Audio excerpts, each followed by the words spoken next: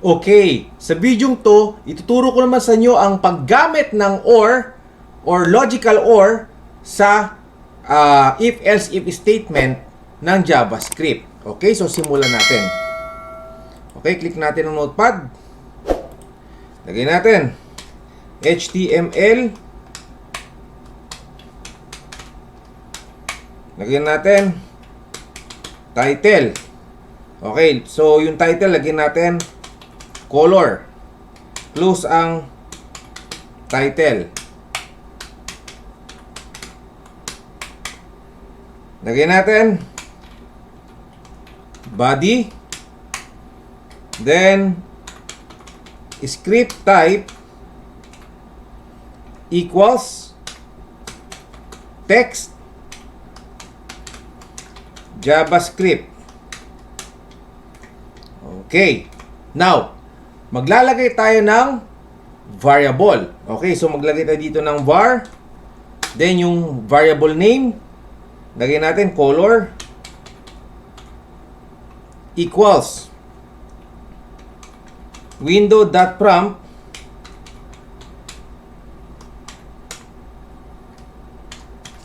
enter letter of color. Okay. Then lagay natin if open parenthesis and another open parenthesis, tawagin natin yung variable name color equals lagay natin R, uppercase na R. Okay. Then close ang parenthesis. Then gamit tayo ng pipe sa keyboard. Ayan, yung pipe. Yun yung pinaka-OR. Then open parenthesis. Lagyan natin color equals lowercase naman. Para in case na ma-click mo sa keyboard yung lowercase or uppercase, ayan, so hindi siya mag-error. Okay. Then open curly brace, lagay natin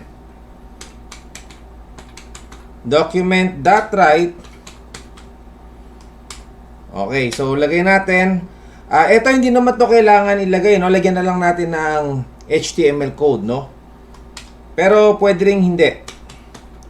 Font color equals red. Okay. So, lagay natin red. Ayan. Close ang font. Okay, ulitin ko. Hindi naman kailangan yun, ha? Kaya lang, nilagyan na lang natin. Hindi naman kailangan maglagay ng yung HTML code. Okay, ulitin ko. Kaya lang nilagay na lang natin yan. Para pag nag-run, click natin ng R, automatic, magiging red din siya. Or magiging blue. Ganun, di ba? So, else if color equals B. Ayan. Then, again, gamit tayo ng pipe. Yung pinaka-OR. Then, lagay natin color equals B. Ayan. Okay. Then again, document.write. Lagay natin, again, font color equals blue. Okay. Then, lagyan natin dito blue. Close ang font.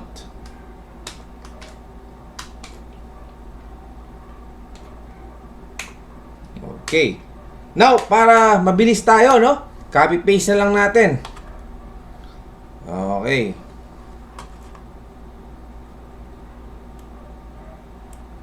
Copy. Paste. So, palitan na lang natin. Gawin naman nating G.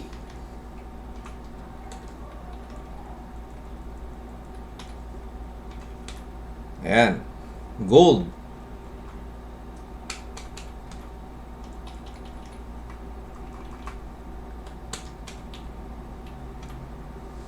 Okay. So, since nakopy na naman natin, paste na lang uli natin. Ayan. Gawin naman nating M. Para magenta. Ayun.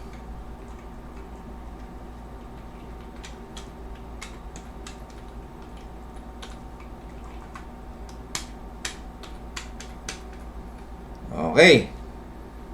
Then, else, lagay natin window.alert. Okay, lagay natin unknown color. Para kunyari, yung na-click natin sa keyboard ay hindi na-meet yung pinaka-letter, either uppercase or lowercase. Ayan, unknown color ang mangyayari. Okay? So, script body HTML. Okay, so save natin. File, save as. Okay. So, nandun na tayo sa folder ng JavaScript tutorial. So, lagyan na lang natin color na rin. Color.html. Ayun. Save. Okay, susubukan natin. Double click. Double click. Ayun. Okay, ang gawin muna natin is doon sa ginawa nating mga letter kanina is, kunyari, iba na muna. Let's say, lagay natin N or yun, unknown color. Subukan pa natin. Uppercase na N. Unknown color pa rin. Now, subukan natin naman. R. Capital R. Or uppercase R. Red. Yun. So, lowercase na B. Ayun. Diba? So, naging blue. Siyempre, dahil meron tayong HTML code, kaya naging blue siya. Okay, again. So, G, uppercase. Ayun. Diba? Naging gold. Okay. Then, refresh again. M. Ayun. Naging magenta. So, ganun lang kadali. Okay? So, hanggang dito na lang yung ating tutorial. Magkita-kita tayo uli sa sunod na tutorial.